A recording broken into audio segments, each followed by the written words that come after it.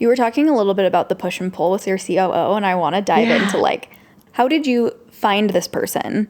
And as a pair who also do a lot of push and pull, talk to us about your dynamic. Yeah.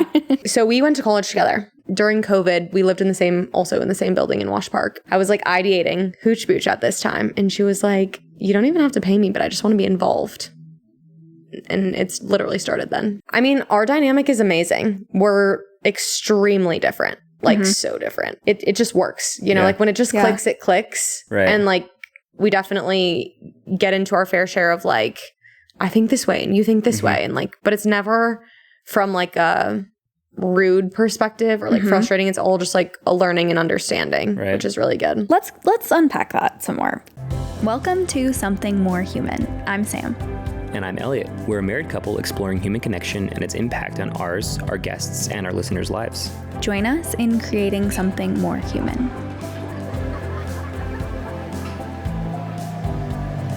Anna, we're so freaking excited to have you here. I've been stalking you online, so it's really cool that you're here in our living room.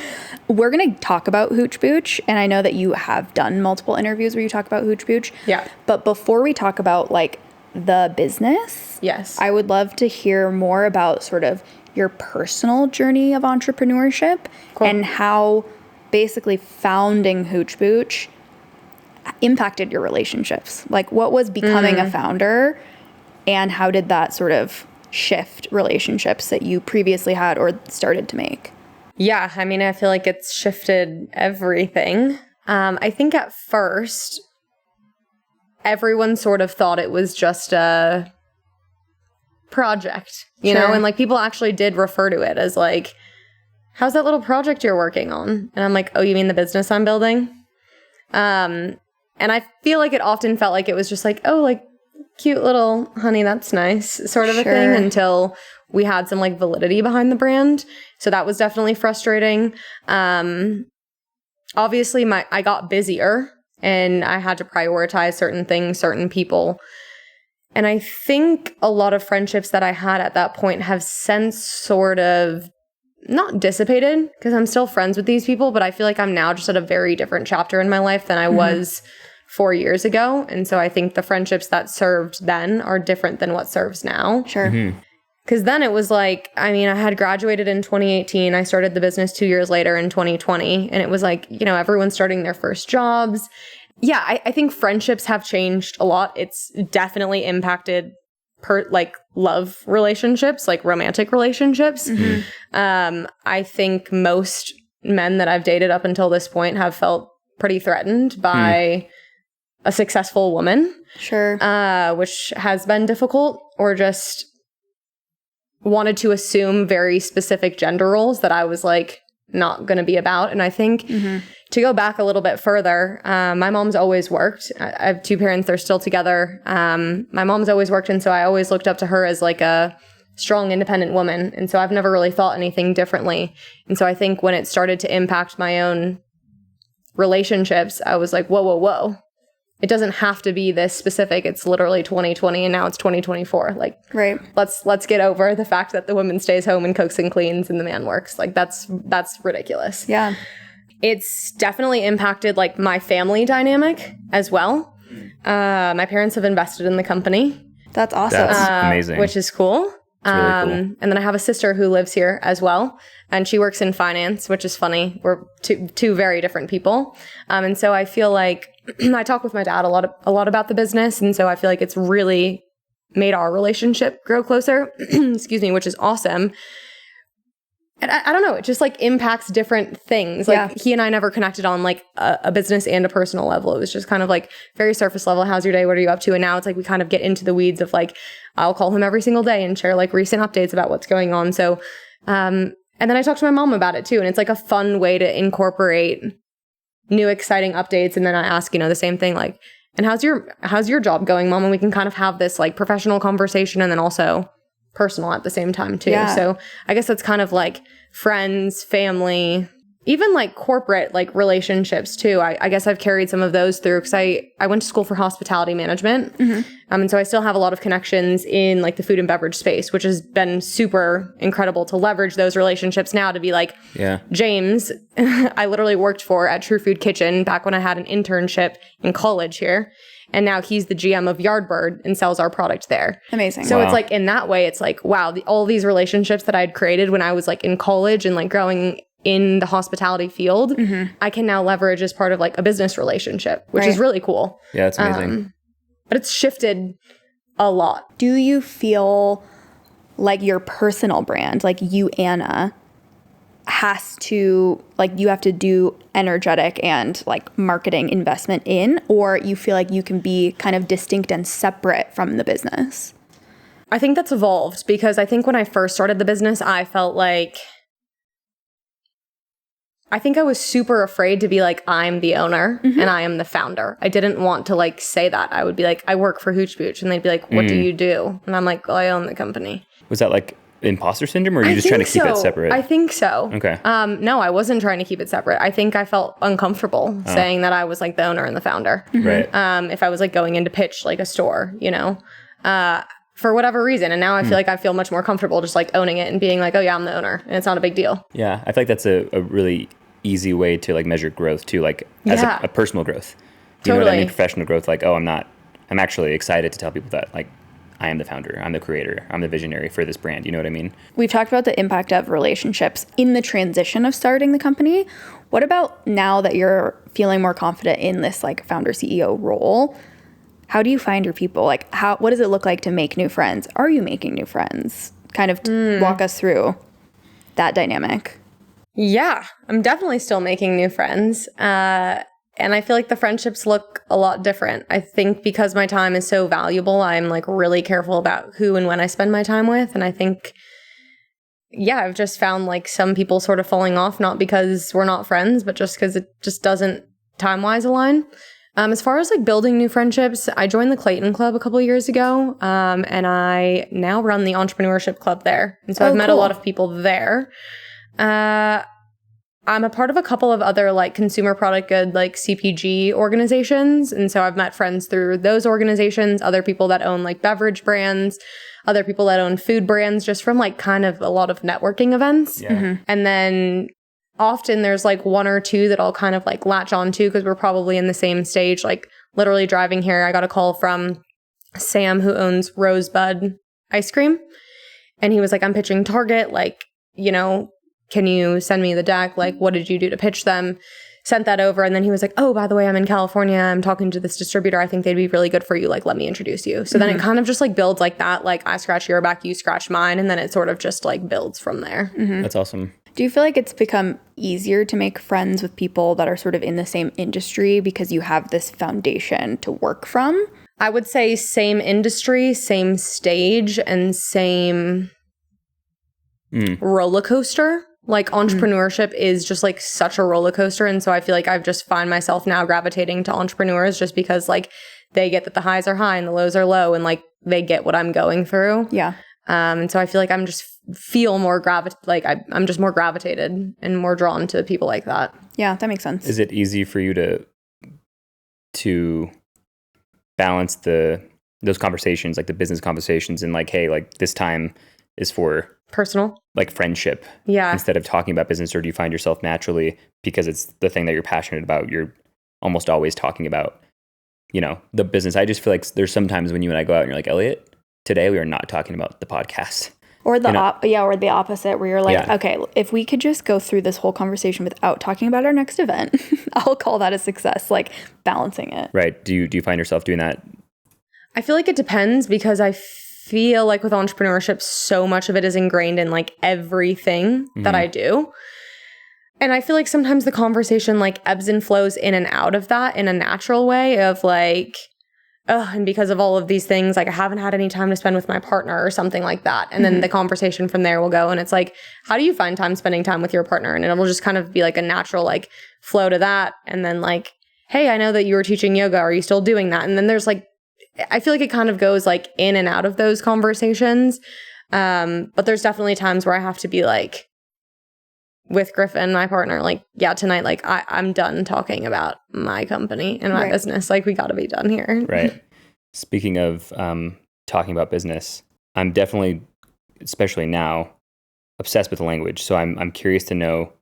I know a little bit about the word hooch and a little bit about the word booch. Read on the website, but can you tell me how you sort of came up with that name?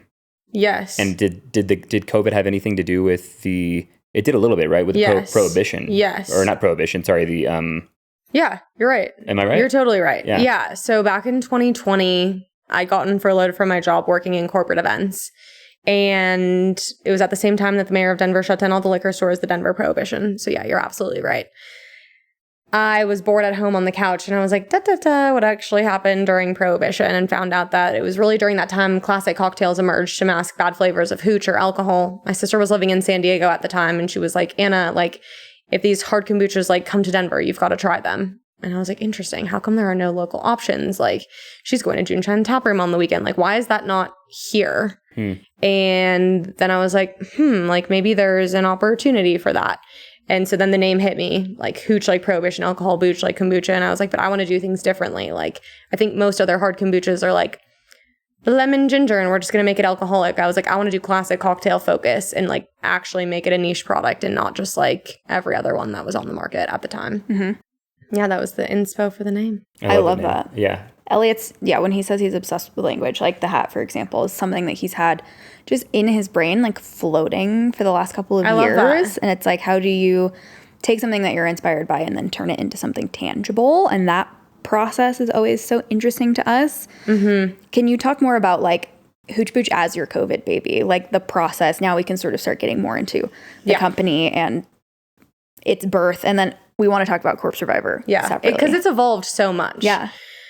And I don't think I thought that it would evolve like this quickly, but that just like is entrepreneurship in nature, is that things just do happen like that. So yeah, I incorporated the business in July of 2020 after like that initial spark happened. And after I was like, okay, yeah, I think there's like something here. I ended up finding a brewer here locally to help like with all of the initial recipe development. I have a friend, Anne-Marie, who's a graphic designer. So I pulled her in. It's funny because she was a senior in college when she designed Hooch Booch, which is so amazing. Funny. Wow. We were living in the same building in Wash Park. She lived like 3 floors above me. So I would just go up and we would like ideate together and it was so fun. And I think throughout the whole process, like I tried to be as scrappy as possible. I tried to be like, I think what's most important is like just getting the product out there and like seeing how people like touch it, interact with it, taste it. So I was pretty quick about it. I say it was me. I was pretty quick about it. And the fact that like right when we started brewing and right when all the packaging was happening, I was like, I want to get this out to market as soon as possible. So it was about 9 months later until we launched in market. So it was pretty speedy and intentionally so. I was like, I'm on unemployment right now. I'm making money from the government. Like, why not just like try to get it off the ground and like make it happen while like I'm literally getting paid to do it. Mm-hmm. And so, yeah, we launched in May of 2021. Started selling here locally. I was literally taking like bottles and cans into liquor stores because bars and restaurants still weren't open at this time. Taking it into liquor stores and just being like, hey, like if you're interested, like I'm Anna, I own Hooch Booch, local hard kombucha company. Or I think at this point I was probably saying I work for them. Yeah. And then, the buyer would try it. They'd say they're interested. And then I would deliver it. I would invoice them. And I was kind of doing that whole delivery process myself for literally a month. And I was like, I can't do this myself anymore. Like it's way too much like to try to sell and try to do all the operations. It was just too much. So I brought on my first employee at that point. And then we also hired on a distributor to help like just expand our product out into the market. So it's kind of like the long and short of like getting it to market like tangibly. Mm-hmm. How difficult was that at first for you? Or is that a natural sort of strength of yours to walk into a store and say like, this is, my drink. Do you want to have it in your store? Was that the act of actually walking into these stores and effectively cold pitching them on site kind of difficult for you? Scary. At first? It's kind of hard to think back about it. I think it was pretty natural. I've always been like a pretty extroverted person. Like I think I felt pretty comfortable and I think I was super confident in the product because I had sat next to the brewer every single day. Like I knew that any question they asked me, I would have an answer to. Now, obviously, like in the sales cycle, there's definitely like denial and people saying no. And I think that was definitely like an ego blow for sure to be like, they don't want it. Like I think it's like a perfect fit for this place. And it's just like, ultimately you can't decide like, it's not my fault if the buyer's having a bad day or if they just don't want the product. Like, it just is it is what it is. And I think early on I had to just be like, these no's are not personal, and I just have to kind of move on, because there's going to be a million other yeses. Like, let's say the liquor store team or like the bar staff at a bar, if they're behind the product, it's probably going to sell 10 times quicker, because they're going to be talking about it. They're going to be excited about it, versus like me reluctantly having to be like, please, like, take us in, you know? And then they're like, and then they're reluctant to be like, okay, we'll see, you know? And I'm like, that's not really the perfect partnership. For sure. Yeah. We talk a lot about, like, you can't be everything to everyone. You cannot. I want to go down this rabbit hole of cold pitching. Okay. I follow Lori Harder, who I'm obsessed with. She's a founder of a new company called Glossy.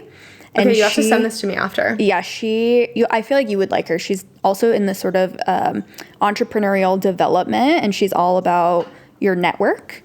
And so we saw a talk from her one time, and she said, embarrassment is the price you pay for entry to your dreams, which is something I'm so fascinated by. Like, the idea of embarrassment or cringe. Like, we shy away oftentimes from things that feel cringy. But is that sort of like the bar when it comes to cold pitching and putting your product out there and like being an entrepreneur? So how do you deal with like the feeling of cringe or like embarrassment?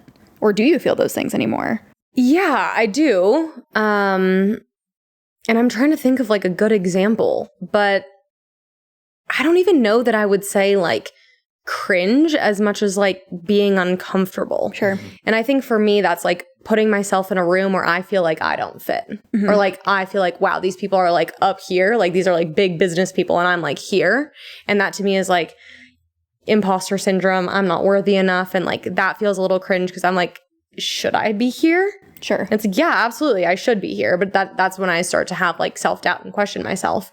Cringy moments though, I don't know. Like, or what about maybe the process of going from I work with Hooch Booch to I'm the founder of the company? Like, did that feel maybe like a journey of cringe? Totally. Yeah, I think now, okay, so now looking back on it, I feel like that's like cringeworthy to be like, wow, like you couldn't even say like you were the owner, you know? Like, I'm like, God, that like, I feel bad for myself like 3 years ago, you know? But now I'm like, no, like it's fine. Yeah. Just own it.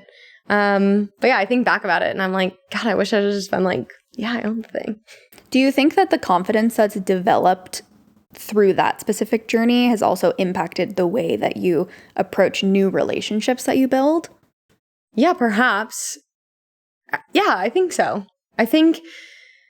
I also think some of it has to do with I started my business at 24 years old, and I felt like I didn't have like the experience, and I still feel like I don't have all of the experience. And I think I want to grasp for people that like know more than me in this particular subject area or feel more confident about this. But I recently hired on a new business coach, and she was like, actually, these people might have experiences working for some of the biggest, you know, consumer product goods companies in the world.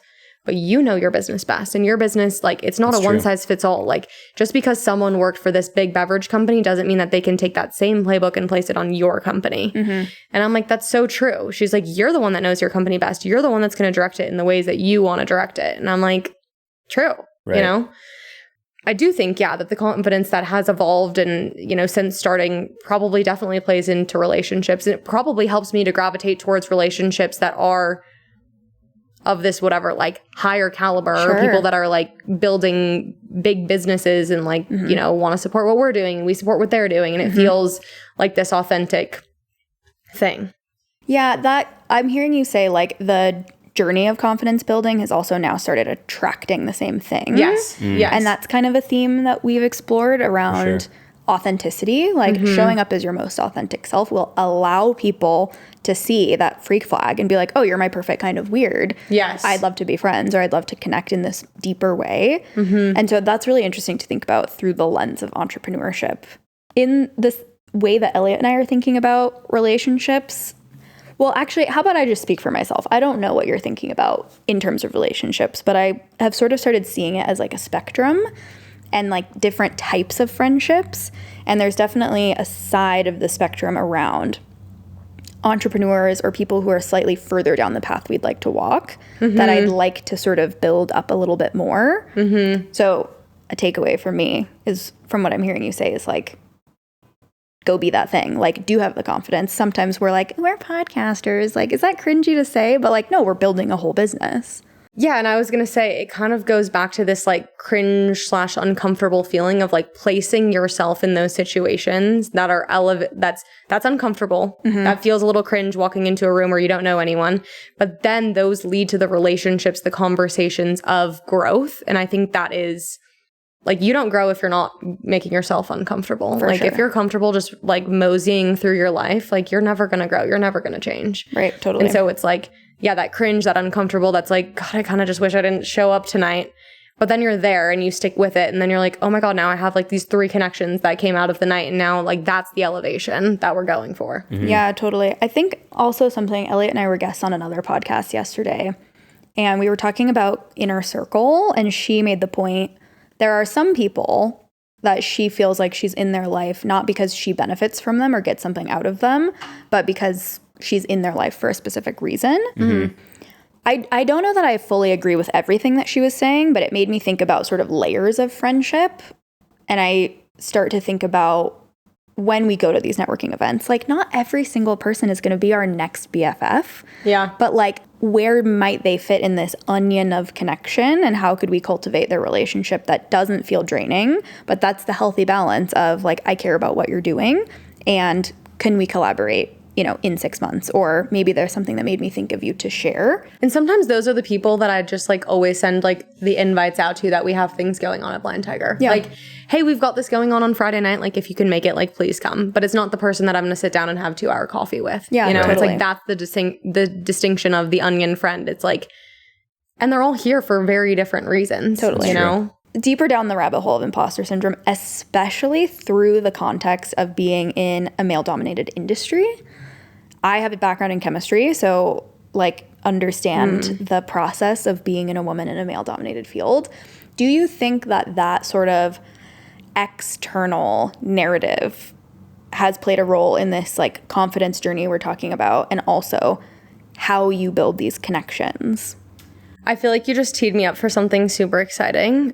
So I'm actually starting my own podcast. And I just recorded my first 3 episodes yesterday. Ooh, amazing. Congratulations. And I haven't even announced it yet, but I've been kind of teasing it on social. But Easter egg. It's called It's a Woman's World, but W-O in parentheses, It's a Man's World. Sick. I love that. I recorded my first 3 like individual episodes, and then the goal is moving forward to interview women in male-dominated industries. Sick. For this exact reason, because to answer your question, 1000% yes. I think people look at a young 24-year-old guy that starts a business and they're like, what a hustler. Like, he is so ambitious. Like, we love to see that grit, and like, we'll pump everything they can into that. And I think they see a young woman and they ask questions, red flags are flying. They're like, that's cute, honey. Or like, oh, nice little project. Or like, she must have been a bitch to get there. Or like, honey, can I help you find something? Or do you think she's going to have kids? Like, does she care about her future and like having a family? And these are all things that have been said or asked of me. These are not just like random shit that I'm making up. And an example of this is when I first started, I was reaching out to a lot of big beer distributors to distribute our product, and I would get 0 response from emails. I then had my dad change his email signature to essentially say that he worked at the company, coming from Mark Zesbaugh instead of Anna Zesbaugh. Immediate response. I don't know if it's that they looked him up on LinkedIn. I don't know if it was that his literally emailing the same people, the exact same thing, he gets a response and I do not. I don't know how else you say that. That's black and white. That's just like, is the way of the world. And I think especially in beer, which is a very heavily male-dominated industry. I mean, consumer product goods, CPG in general, is male-dominated. It's extremely tough. I think that's probably why I said, like, I worked for this company. And, you know, maybe it was like a good thing that I said that. They were probably like, oh, you have a male boss, you know? But I mean, there's been so many times, like, I'm like, oh yeah, like, this is my company. And people are like, your company? And I'm like, did I stutter? Is this not what you expected me to look like? Sure.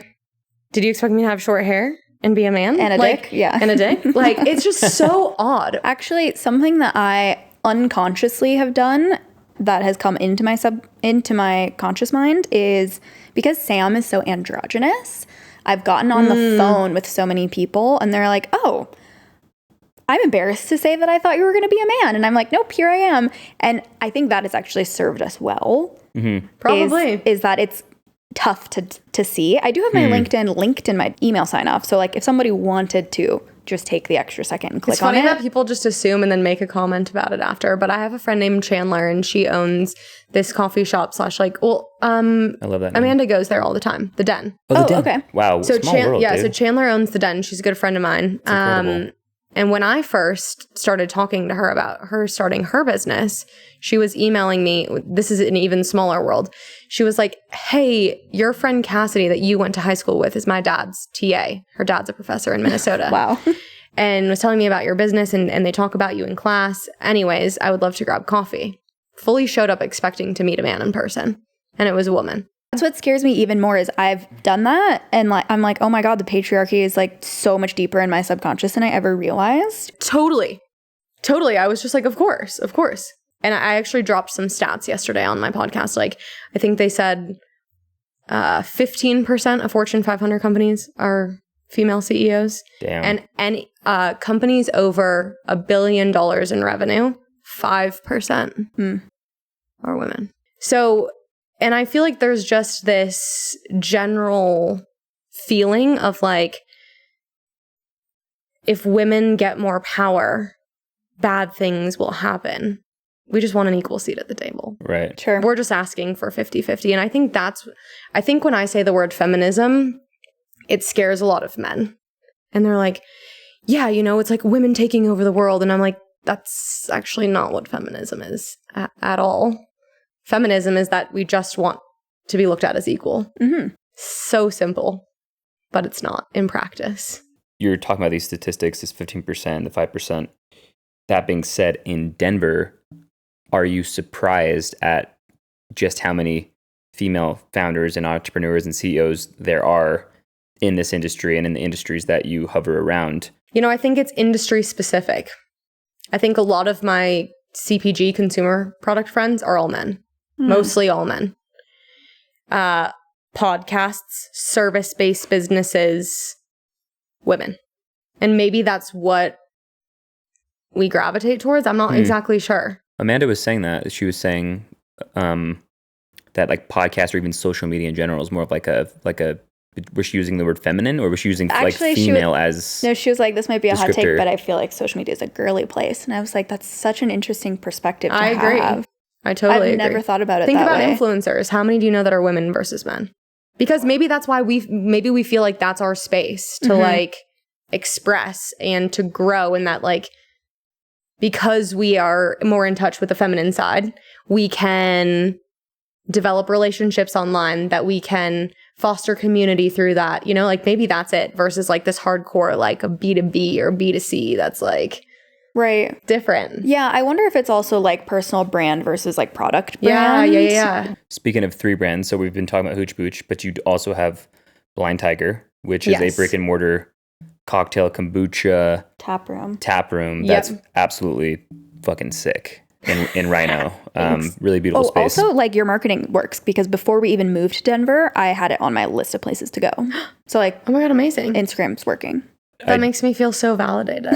Hell yeah. And the third is Corp Survivor, which is the drink we have here. Yes. And I want to tell a little quick story about this full circle moment. We were at Creative Mornings, which is it's like a global networking series. They're giving away this drink, Corp Survivor. And for those that don't know, that's a cocktail, right? It's got all kinds of different things in it. Gin, absinthe. Well, that's Corp Survivor number 2. Lillet, right. Absinthe rinse, gin, lemon. You and I are have very different palates, but this is a drink that you and I can both agree on. It's like one of our favorite cocktails. The first one I had was in New Orleans at an absinthe bar. So fun. Obsessed ever since. So when I saw this drink, I'm like, okay, I realized quickly it's not alcohol. It's almost like, I don't want to call it an energy drink because that's not what it is, right? I think functional beverage. Great. I love it. Functional beverage. Cracked it open, had it. I was like, oh my God. This tastes exactly like a Corp Survivor without Oh the my alcohol. God. I feel validated again. One of my favorite drinks that I've ever had, no doubt, not just blowing smoke up your ass. Thank you. And now here you are on the podcast. So Yeah. I want to ask a kind of a specific question. Instead of putting it under the umbrella of Hooch Booch, why did you decide to start Corpse Survivor with these 3 drinks, on its own as a sister company to Hooch Booch and to Blind Tiger? Yeah. So it actually at first wasn't a sister company. So I'll explain. So everything we do at Hooch Booch, hard kombucha, is classic cocktail inspired, likely from 1920s prohibition. Like that's our thing. And we really don't falter away from that. So we do a lot of team brainstorms like, hey, what new flavors should we come out with? Like what classic cocktails should we play up next? And someone brought up the classic Corpse Survivor. And I had had it before and I was like, interesting. But I was like polarizing, kinda.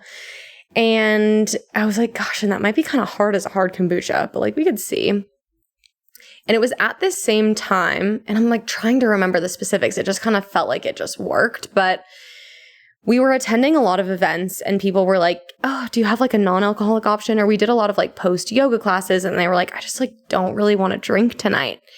And so I think we started listening to our consumer, which is very a health conscious consumer, an early adopter. And we were like, man, like these people are asking for non-alc. Like maybe we should start opening up our ears.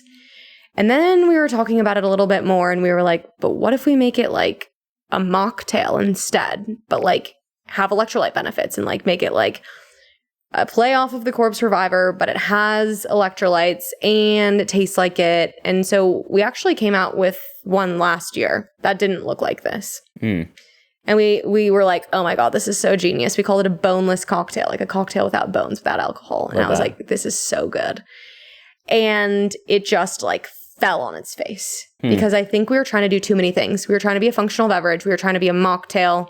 And then what we figured out is that if you're marketing the product as like a 21 plus beverage, they're going to ID check you at the store. You have to go through alcohol distributors. Like you essentially have to distribute it as if it was alcohol if you're marketing it as an alcohol alternative. Oh. So we had tried to expand like outside because like state by state distribution for alcohol is really difficult. So we were like, hey, maybe this is like another opportunity and another like revenue stream where we can like sell direct to consumer, or we can like expand a little bit larger. But then we realized that we were running into the same issues that we had with Hooch Booch and expansion, which was like beer is slowing down, alcohol distributors are shrinking, alcohol consumption is shrinking. ID checks automatically take down everyone under 21. And we were like, we don't really want that. Like that's like, we want to include under 21 too in our demographic. So we kind of scratched that product and we had a ton of learnings from it, but we kind of scratched it. We went back to the drawing board and I attended a bunch of different conferences and I was like, and it's funny because our COO and I were like butting heads about this and she's like, and I really think it should be mocktail. And I was like, I really think we go fully functional, like fully grocery. And it was like this really good like push-pull. And honestly, I'm kind of happy I won, but that we went like fully functional. And I think now she like totally agrees with it. I was also the one attending like all the conferences, like trying to pull all the data. And I think like a healthy, good relationship at like a C-suite level of like, I like getting the pushback, you know, like I don't think all my answers are the right answers for sure. And so I think it was like a really good productive conversation on like the why. And that's really how we ended up on the can design. You were talking a little bit about the push and pull with your COO, and I want to dive into like building a team and sort of the relationships there. How did you find this person? And as a pair who also do a lot of push and pull, talk to us about your dynamic. Yeah. So we went to college together. Her name is Shannon. She was actually a year below me. And we worked at the coffee shop on campus called Beans. Cute. And we had just worked there together. And during COVID, we lived in the same building in Wash Park. And every single morning we would meet down in the lobby at 7 a.m. and we would do a full lap around in our masks and did a full lap around the park. And we just started chatting and I let her know. I was like ideating Hooch Booch at this time. And she was like, you don't even have to pay me, but I just want to be involved. And it's literally started then. She just started helping with like random odd projects. She's actually still fractional. She has a sales job still.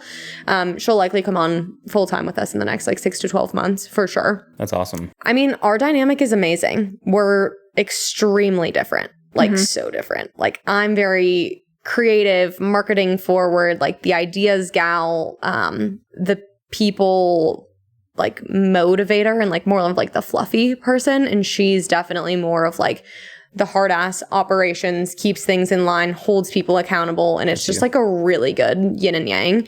And someone once asked me this question: does anyone on your team challenge you? Like, do they push back against things that you say? And I was like, pretty much no one but her. And I think that's how you know you have like a good like C-suite, like really strong person. Ideally, like pulling in more of these people that are challenging my ideas is like definitely what I want from a company culture. Like I definitely don't think it's my way or the highway. Like there's definitely so much feedback that I'm willing to take and learn. But yeah, we have a super good dynamic and we talk daily and it just works. You know, like when it just clicks, it clicks. Right. And like we definitely get into our fair share of like, I think this way and you think this way. And like, but it's never from like a rude perspective or like frustrating. It's all just like a learning and understanding, which is really good. Let's unpack that some more. Tell me more about these moments where you're like, here's my vision, or like maybe if Corpse Survivor is a good example, like my vision is to go this direction and her vision is to go the other direction. How do you find resolution? I mean, usually it's just through multiple conversations. Like it doesn't normally happen in just like one sit down. Sometimes we'll do like longer brainstorms, like, you know, a 2-hour session like later in the evening and we'll kind of like hash some things out. But yeah, like Corpse Survivor, for example, I was like, no, like I really feel strongly about this. And ultimately at the end of the day, like she knows that it's my company, but I also very much value her opinion. So it's like, it's through these good conversations that we're coming to resolve together. And normally at the end, we're coming to like the same conclusion of like, okay, yeah, this makes sense and let's move forward this way. And it's also gone vice versa. Like she recently, we did like a really good planning session with my business coach to talk about like how we should structure the organization. And we really realized that she should be over like revenue and sales and that I should be over like marketing and the more creative things. And that was like such a good split for us. And that was her idea that she came to the table. And I was like, really, do you think that makes sense? Like I still do a lot of sales. And she was like, yeah, totally. She was like, I do sales every day for my everyday job.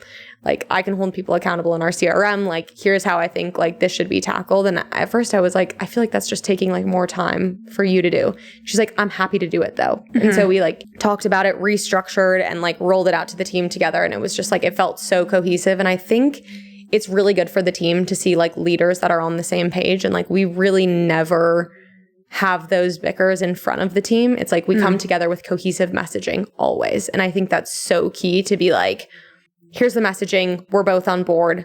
Let's all get excited and get behind this. Because I think when you don't have that, it's really hard for the team to get motivated and rally behind you if there's two people trying to go two different directions. Right. Oh, I love that.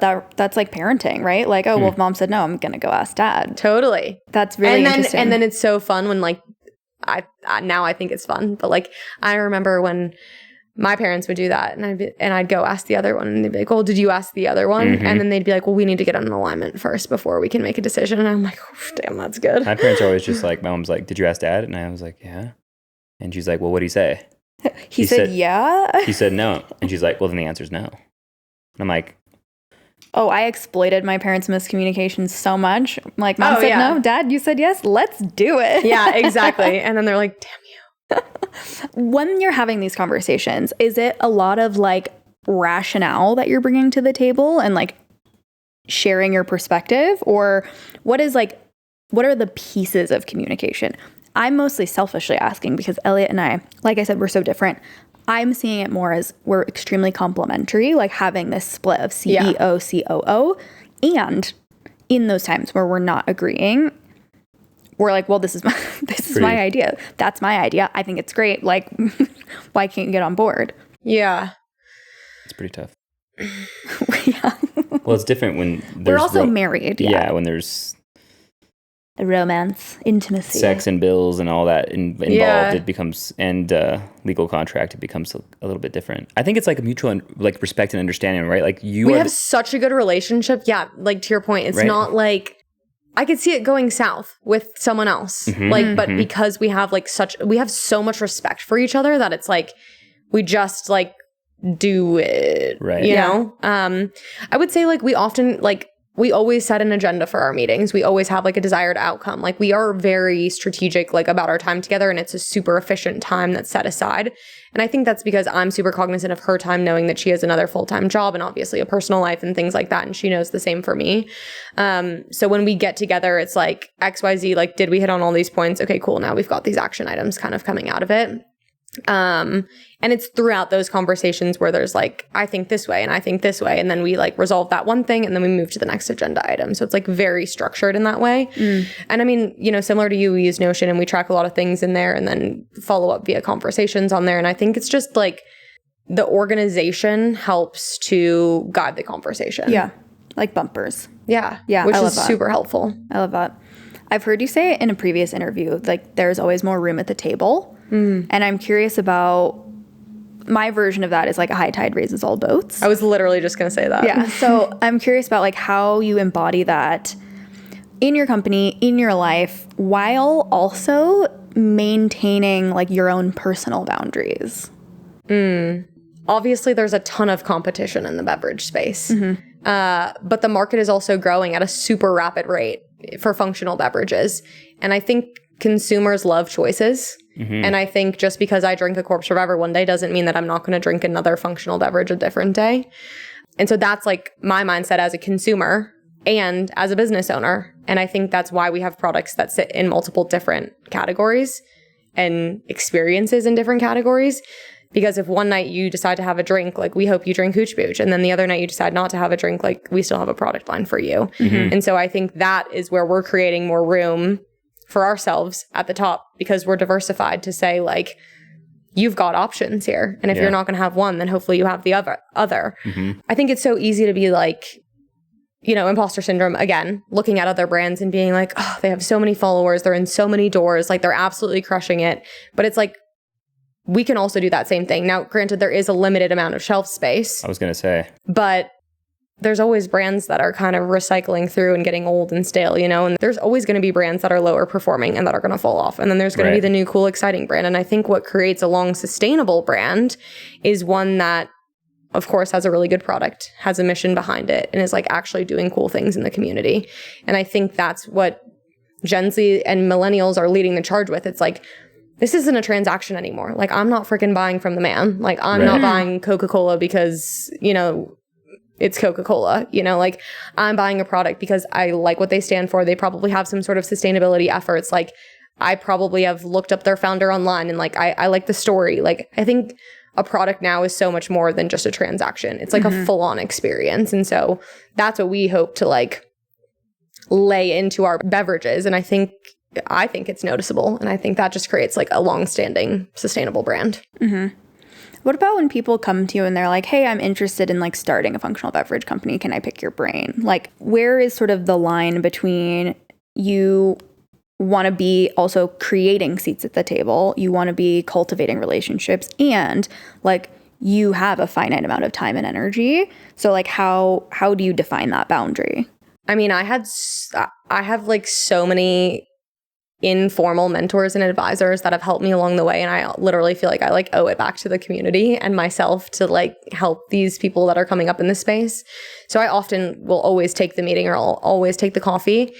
You also never know who these people's networks are and who these people know. And so a lot of these have sprouted into even further connections and opportunities because they're like, hey, again, you scratch my back, I scratch yours. And I think we think, oh, you know, someone lower down, like they might not have anything to offer me, but it's like, we can literally learn from so many different things. Or if they're asking me a certain question and I'm like, wow, I literally never even considered that in my business. Now I can take that back and apply it to my company. And then to answer your question about the finite amount of time, like in those instances, I usually try to ask them like, hey, can you come meet me at the tap room? Because I'm already there, or it's like 3 blocks from my house. And so then it's like, if they live in Boulder, I'm like, you got to drive here kind of a thing. So it's like, and then I block off that time on my calendar and I'm pretty strict about being like, hey, this meeting's done, I got to go. So I think that's what kind of helps like the guardrails and the bumpers to be like, I have a finite amount of time and I want to help. Yeah. Dr. Hyman. I'm my new best friend that won't respond to me. Maybe he'll listen to this podcast. Yeah, we'll boost it to him. That'd be amazing. I'm really curious. Do you want to know the story? Yeah, I do. But with the success of Hooch Booch and of Corpse Reviver and of Blind Tiger, and then this Dr. Hyman mentions your drink, like, do you feel the ego stretching? And like, how do you stay grounded? Do you think that the ego stretching or the ego growing is maybe not such a bad thing? And yeah, how do you deal with that? Because I feel like it's a big deal. You can tell the story. Yeah. It is a really big deal that he even mentioned your drink. Yeah. It's incredible. And can you be really honest about like how you felt when that happened? No, lie to us. That is such a good question. I love it. Okay, so Shannon, our COO. So I'm on a call with our sales gal, and it was on a Friday morning. And all of a sudden, and we recently switched to a 3PL, like a third-party logistics, to start fulfilling all of our boxes and all of our shipments. And so we thought there was a glitch in the system. And so she was like, Anna, like, is Keith doing something with our packages? Like, there's something going on Shopify. And I was like, I literally have no idea. And I was like, hey, Lauren, like, I'm so sorry. Like, I think something's happening with our Shopify. Like, I got to call you back. So I call Shannon and I'm like, what is going on? Like, orders are not stopping. Like, there's orders. These are legit orders coming in. And they're like, we can't tell who they're coming from. We can't pinpoint the source. Like, we're trying to figure it out. I was like, I got a good way to find out. I'm just going to call one of these people that placed an order. Because I was like, surely there was like some sort of media article. Like, there had to be something. Like, this was like 200 orders in a matter of like an hour. That's so freaking smart. So I call this gal, and turns out she literally has like a mocktail cart. This girl. So now we've like been in communication, me and this girl, which is so funny.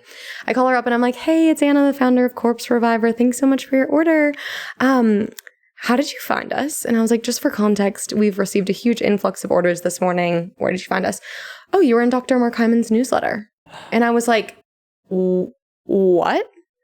And she was like, yeah. And I was like, do you mind sending it to me? So she sends it to me. And then my sister wakes up like an hour later and she was like, oh my God, you're in Dr. Mark Hyman's newsletter. So now like all these people are starting to message me. And the orders, like there's orders still coming through from this. Or like these people got subscriptions and they're now still buying. So I make a video and I was like, you know, Dr. Mark Hyman, this is for you. Thanks so much. Like, you blew up my business. You changed my business overnight, kind of a thing. And we obviously posted it on socials and like made some funny memes about it, whatever. But I did DM him being like, hey, like, thanks so much for posting about us. Like, and what we're trying to think happened was he lives in Austin. We recently started selling in Central Market. He probably tried it, liked it, and put it in his newsletter. Or maybe he's got a team that does some scouting. I have no idea, but we're not like big enough where they would find it scouting. I don't think. I mean, we did recently win a Nexty Award for the best new beverage at Expo West, which is like huge. Yo, that's insane. So we can talk about ego with all of this in just a second. So it could have been from that too. I have no idea. To answer the question about ego, I think I would like to think of myself not having an ego in that way, but like me being a introspective person, like I totally understand the question and the conversation to be had here. I think it's felt like an uphill battle since day one, starting Hooch Booch, differently from Corpse Reviver. Hooch Booch is a very niche product in a very niche category. Hard kombucha in and of itself is super niche. Kombucha in general is very polarizing. You either love kombucha and you like it, or you literally hate it and think it's like the scariest thing for granola crunchy people of all time. There is literally no in between. And I can tell you this because we do so many tastings, so many on-site activations, and people are like, I don't do kombucha. And I'm like, oh, okay. I'm like, but you should still try ours because it's different and it's cocktail inspired and it doesn't taste like super vinegary. I'm like, just literally give it a try. And it's just felt like such an uphill battle because of that. And I think with Corpse Reviver, so Hooch Booch has always felt a little bit like a headwind. Corpse Reviver feels like we are riding a little bit more of a tailwind. And I think, you know, winning that award and getting these accolades from Dr. Mark Hyman so early on are like giving us the fuel that we need to continue to propel the business. Because I think, candidly, like hard kombucha like is shrinking. Like it's alcohol is shrinking. And I think it's a hard category. It's a hard market to be in. And the non-alc is rising. And so I think it's just validating. I don't really think that I've hit the place yet. So like, I think there's just like so much more to come. That I just like don't even feel like we've even scratched the surface of how big we could possibly get. And so I think I could see maybe 1, 2, 3, 5, 7 years down the road, like, hey, check yourself, you know? And I think I try to do that as much as possible. And it's hard not to be like, Dr. Mark Hyman posted about us. But really, it's just like, okay, that's just validating. We have product market fit. Like it's actually, it's working. Proof of concept. Yeah, someone's acknowledging it, you know? Mm-hmm. So I think it's more of that than it is like, my product's better than yours, you know? Well, I also wonder though about this question in the context of like the capitalistic stifle and like you shouldn't be proud of your accomplishments because you should fit in this box. And like if you are a woman in a male-dominated industry and you are confident, then you are an asshole, and then you are like, how do these other external factors play in like the concept of humility or ego or confidence? And I think it all plays in together. Like I think in and of itself, like me being still just like a 28-year-old young CEO, I think I'm still just like, there's no ego to be had here. Like I'm fucking grinding. Right. I also wonder, like, I tell Sam, like, we have to be concerned with like being, you know, with humility and being humble. And it's like, you know, the podcast, the brand is not about us. It's about the community, which is true. And then I'm thinking about the word ego, and then I'm thinking about you're like, it's hard not to be like, Dr. Hyman. I'm like, there's nothing, first of all, there's nothing wrong with that. There's nothing wrong with it, yeah. And I think that I'm honestly, I'm not going to use the word traumatized. I think that I feel like I'm already starting to feel some sort of distance between like the people I grew up with and where we are. Like we're starting to see a little bit of success. Yeah. And I catch myself thinking like, I can't show off my pride for the brand and for the success because I'm worried that people will think differently of me. And that'll like distance me, and like there'll be this like power distance. And it's terrifying, and it's really difficult to look at. And so I'm thinking like, why did I even ask the question? What's wrong with being confident and being happy and bragging about your brand, bragging about the thing that you created? Like you started this brand from nothing and now here it is. Like what's wrong with being like, I fucking did that. Getting on Instagram every day and like, I fucking did that. That's incredible. But there is like a line. Like there is a line. Like you've seen those people on social for sure that are like so cocky about their brand. And it's like, but I think that's maybe where personal and brand get tied together, and that it gives kind of like this ick feeling. Yeah. I had a thought though when you were talking about humility. And I think when I first started, and even still now, like I'll find myself like in the tap room, like cleaning things because I'm like, oh, this like needs to be cleaned. And I'm like, it's actually a disservice to my business if I'm in the tap room cleaning when I should be propelling the business forward. And I feel like it shows like humility that like, I'm cool to like sweep the floor too. And it's like, it's not about that. And yeah, every once in a while, like get your hands dirty, roll up your sleeves 100%.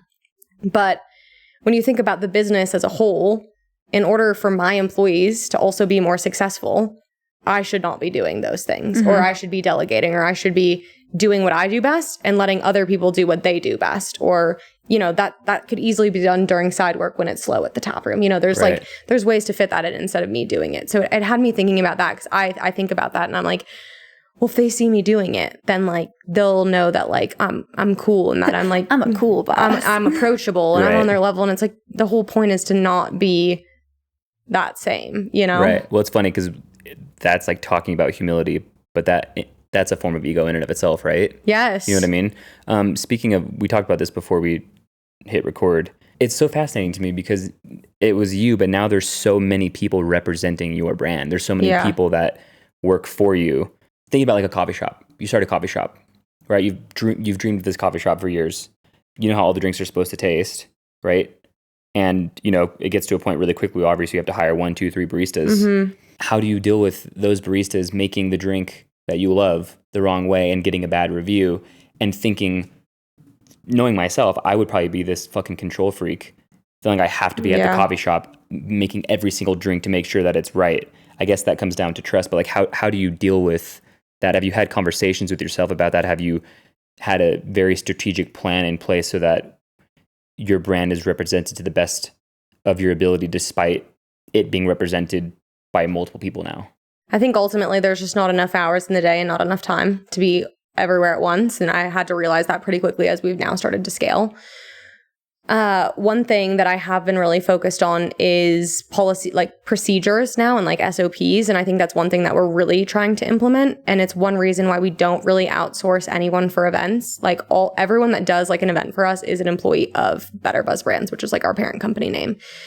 Because we did for like 3 months outsourced to like a tasting company, and like I secret shopped one of the tastings and went to one, and I was literally appalled. Oh no. I was like, we cannot be doing this. So I was like, scratch this. We're done right now. And I think it actually pulls me back to my hospitality training. I was an intern and then worked for quite a while at the Ritz-Carlton. And they are so dialed in with hospitality, and they're so dialed in with people, and like human capital is like the most important thing in a business like this, right? Like your people are your biggest resource. Payroll is our biggest expense. Like if we don't get the people right, we don't get it right. And so I think it first comes down to hiring the right people, which is hard for sure. And I think I've realized a pretty good way to do it, like a project-based interview style where like people can bullshit on their resume, people can bullshit in an interview, but like you really can't bullshit a presentation. Like you either know your shit or you don't. So that's one thing we've started to implement. 2 is training, getting them like actually really to believe in the brand. And it's kind of this like opt-in, opt-out. Like if you don't like the product and you don't like what we're about, like it's just not going to be a fit. Right. Yeah. And then I think just continuous ongoing training. And I think that's where like Shannon and I get really aligned on. We do a Hooch huddle or like a Better Buzz Brands huddle every single Monday, and we get the team all on the same track. But if we have like a big strategic way that we want to start rolling things out, like kind of this whole new operational process of creating more SOPs, we'll get all team on the call. We will make sure that they're all aligned, and then follow through with that on one-on-ones. And then at the tap room, Jenny, we have a GM there. She's awesome. And then she does like quarterly meetings with the team there to make sure that they're all on brand. And we have like a frequently asked questions channel in the Slack channel for taproom employees, so that if they don't know an answer, like I've always said, if you don't know the answer to something about our product, literally tell people that you don't know and that you will find an answer and get back to them. And you can Slack me, you can call me, like just don't give people false information. Just be honest and let them know you don't know. Yeah. And I think that there's an opportunity to let a long leash go, and then an opportunity to reel it in when needed. And that's my management style. And I've always been like, hey, everyone, we're a small company. Everyone here is the entrepreneur of their own department. And that's how we roll. And if that doesn't work for you, then it's probably not going to be a good fit here. Let the leash go. And as we've seen, there's an opportunity to then reel it back in and say like, hey, here's a really good learning opportunity. Yeah. And it's not a smack on the wrist. It's not like, oh shit, you fucked up. It's just like, Learning life is life. It's a learning experience. Right. And if you fail, let's have you fail forward instead of backward. I love that. Yeah, I love that. Great Talking response. about like human capital, I'm curious about, okay, now you have your drinks in multiple places. You have them in some really big retailers. Like, do you feel like, as I think about marketing, there's always a conversation about ROI. Like, how does that play against things that are more intangible and qualitative, like relationships? And I knew someone who worked at this place. Like, how do those kind of tie together with this success of scale? Yeah, I mean, we're always looking for ROI, right? Some things are just harder to quantify than others. We try, like, for example, like our tasting team fills out a recap after, and they get paid more. So like we have like a minimum number, like you'll get paid $20 just for showing up for the tasting. But if you sell more than 10 units, you're incentivized $5 more per hour. So it's like, we kind of have these, and then you have to take a photo of the setup, and then you have to record all the notes for after, and then you have to record the inventory for after, so that then the sales team knows that they need to like replace another order. So it's like these kinds of things that we're starting to be like, okay, we spent $50 on this person for the 2-hour tasting. They sold X amount of units. Now we know the ROI there. And there's things that are harder to quantify, like doing a billboard and like just being like, oh, I think we caught some eyeballs and we put it close to levers and we sell at levers. So like, hopefully there's some ROI there. It's just like, I think right now we're still at the phase of like throwing shit at the wall and seeing what sticks. Yeah. So that's kind of our approach. Have you had some like personal interactions with people that it turned out that the person was really kind of like a skeleton key for unlocking the next level or the next retailer, or something that you were looking to unlock? I mean, yeah, all the time. And I think those are more like my network of people, like finding someone that can connect me to someone, or that I met someone somewhere that has then connected me. And then also just like random taproom employees, like they're so dedicated to the brand, even though it's most of their like second or third job. They'll be like, hey, Anna, I was just at this like one event and like I thought this could be like really good. Like, do you mind if I connect you? And I'm like, no, not at all. Like, that's amazing. And so I feel like because they're bought into the brand and bought into what we're doing, they also have their eyes and ears open. Or I'll get a message being like, hey, I noticed we weren't in this account, but I think it would be a really good fit. You should send a salesperson over there. And I'm like, amazing. I also spend a lot of time in the tap room, so I can see what kind of interactions are going on and then like adjust and modify and go from there too. Mm-hmm.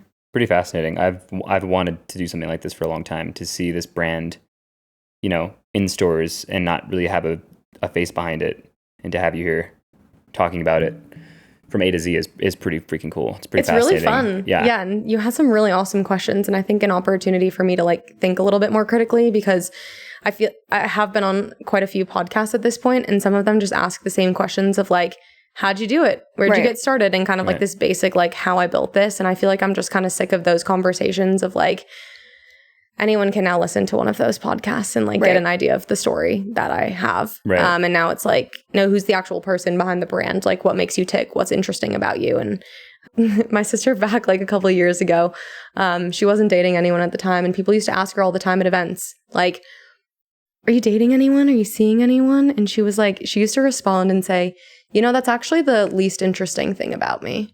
And I was like, that is such a good response.